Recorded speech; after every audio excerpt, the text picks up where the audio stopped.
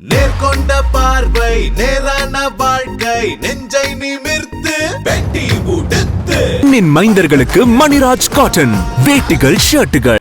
தற்போதுள்ள எதிர்க்கட்சி தலைவர்களில் சிறந்த பிரதமர் வேட்பாளர் அப்படின்னு நீங்கள் கருதுவது யாரை அப்படின்னு மூன்றாவது கேள்வி கேட்கப்பட்டது. 8வது இடத்துல திரு சரத்பவார் இருக்காரு, 7வது இடத்துல நிதிஷ்குமார் இருக்காரு, அகிலேஷ் யாதவ் 6வது இடம், 5வது இடத்துல மம்தா பானர்ஜி இருக்காங்க,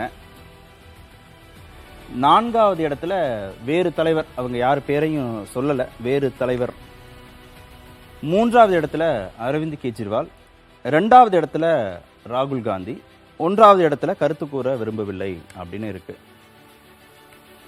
இதுல ரகுராம் சார், இந்த 4வது இடத்துல வேறு தலைவர் அப்படிங்கிறதுல பேரே சொல்லலையா யாரும்? யாராவது ஒருத்தர் அவங்களா புரிஞ்சுக்கிறாங்களா இல்ல அந்த மாநில தலைவர்களாக யாராவது தலைவர்கள் சொல்லி சில பேர் ஏதோ ஒரு கமெண்ட் கொடுப்பாங்க. சில பேர் ரேண்டமா ஏதோ ஒரு பேர், அதாவது நம்ம எதுவுமே குரூப் பண்ண முடியாத அளவுக்கு பேர் சொல்லி இருக்கிறது தான் இதுல குரூப் பண்ணலீங்க. நம்ம குரூப் பண்ணதெல்லாம் கொஞ்சம் ஓரளவுக்கு ட்ராக்கிங் இருக்கிறதெல்லாம் நம்ம லிஸ்ட் பண்ணி. இதுல முதல் இடத்துல கருத்து கூற விரும்பவில்லை இருக்கு. இருக்கிற தலைவர்கள் யாரையும் அந்த அளவுக்கு முன்னிலைப்படுத்த முடியாம இருக்காங்களா என்ன? வரேங்க. ஃபர்ஸ்ட் இடம் கருத்து கூற விரும்பவில்லை அப்படின்னு இருக்கு. எதிர்க்கட்சி தலைவர்கள்ல சிறந்த பிரதமர் வேட்பாளர்னு நீங்க யாரை கருதுறீங்கன்னு கேட்டா இல்ல இங்கே டிஸ்பிளே ஆகுது.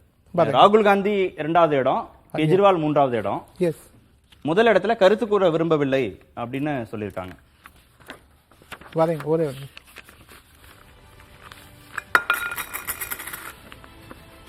ராகுல் காந்தியை பொறுத்த வரைக்கும் தெற்கில் அவருக்கான ஆதரவு கூடுதலா இருக்கு.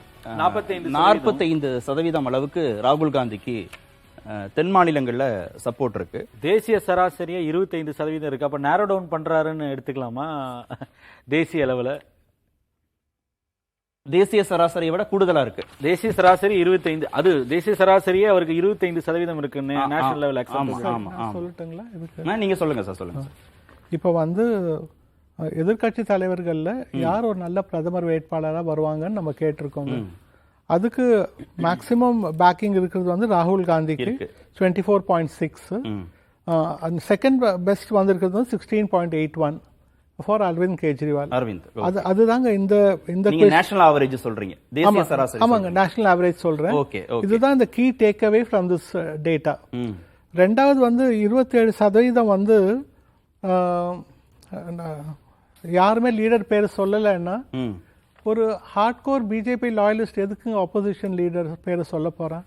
அப்புறம் இன்னொரு விஷயம் ஃபீல்ட்ல நடந்தது என்னன்னா, சில மாநிலங்கள்ல நாங்க எதிர்கட்சி தலைவர்களை நீங்க பேரு சொல்லுங்க சொன்னப்போ சில மாநிலங்கள்ல மோடி பேரை அங்கேயும் சொல்லியிருக்காங்க.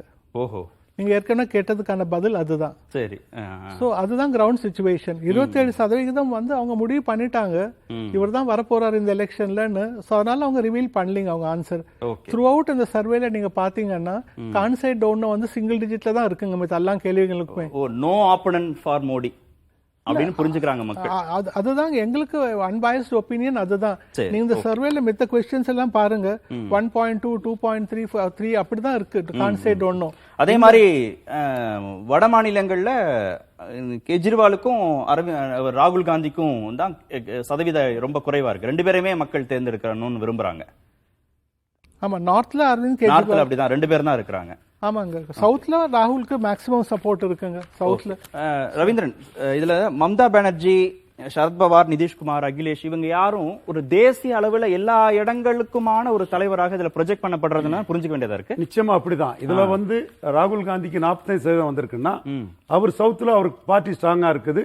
சவுத்ல இங்க இருக்கக்கூடிய தமிழகத்தில் இருக்கக்கூடிய முதல்வர் கூட அவரை பெர்மிஷன் ப்ரொஜெக்ட் பண்றக்கூடிய தன்மை இங்க இருக்கும்போது, சவுத்தில் உள்ள மாநிலங்கள் கேரளாவிலையும் அவங்க பெரிய வெற்றியை பெற்று 20க்கு 19 இடங்களை பெற்றாங்க.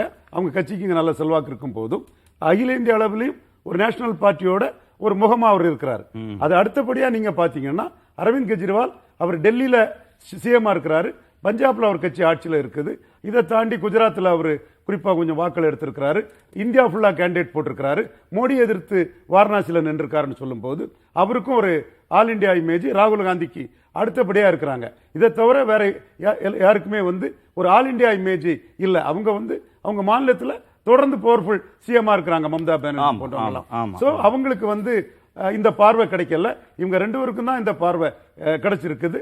இதுல சவுத்துல உள்ள அபரீத ஆதரவுல ராகுல் காந்தி மேல வர்றாரு. ஓகே, இதுல இப்ப தெற்குல வந்து ராகுல் காந்திக்கு இந்த அளவுக்கு செல்வாக்கு அப்படின்னா திரு கார்த்திகேயன் அதுல பாஜகவுக்கான செல்வாக்கு குறையுதுங்கிறதையும் இந்த இடத்துல பொருத்தி பார்க்கணுமா? நிச்சயமா அப்படிதான் பார்க்கணும். அப்புறம் இன்னொரு சந்தேகம் எனக்கு அவர்கிட்ட, இந்த பெயர்களை வந்து மக்கள் ப்ரப்போஸ் பண்றாங்களா, அதன் அடிப்படையில் இந்த விகிதாச்சாரம் எடுக்கப்படுதா, இல்ல நீங்க ஆப்ஷன் கொடுத்து அதுல அவங்க செலக்ட் பண்றதா? இது இந்த நம்ம ஆப்ஷன்ஸ் நம்ம கொடுக்கறது இல்லைங்க.